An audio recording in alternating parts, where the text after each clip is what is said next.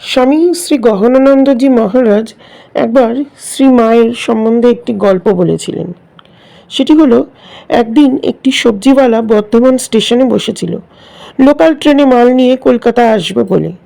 মাল বলতে বিশেষ কিছুই ছিল না, সেদিন কিছু শাক ছিল মাত্র।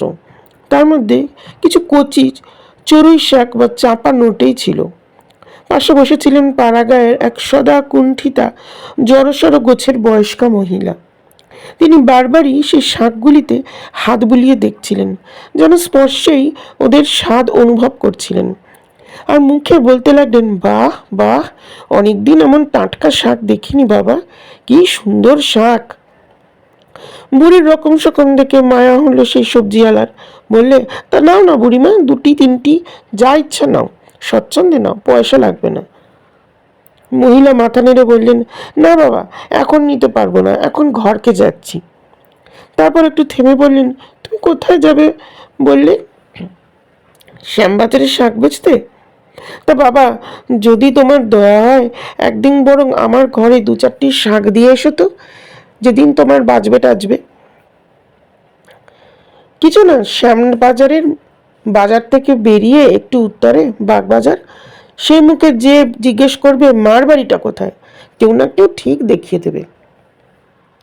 তা গিয়েছিল সেই সবজিওয়ালা। বাজারে যাওয়ার আগেই গিয়েছিল, আলাদা করে চাপা নোটে একটা ছেঁড়া কাপড়ে বেঁধে নিয়ে গেলে। বাড়ি খুঁজে বের করতেও পারলো সহজে। কিন্তু মুশকিল হলো, লোকটি যখন বললে এই ঠিকানায় একটি বুড়িমা থাকে, আমাকে বলেছেন একটু লোটে শাক নিয়ে যেতে, তা আমি নিয়ে এসেছি। সেটা আসলে মঠ, সাধুরা থাকেন। শুনে তো সে অবাক, বলছে, না বাপু, এখানে সেই মেয়ে ছেলেটা থাকে না, দেখতে পাচ্ছে না সাধুদের আস্থানা, এখানে মেয়ে ছেলে থাকবেই বা কেন? নিশ্চয়ই তোমার কোনো ভুল হয়েছে, সবাই তাকে বললে। তবু লোকটি নাচর বান্দা বারবার বলছে, না না, সেই বুড়িমা আমাকে অনেক করে কয়েছে।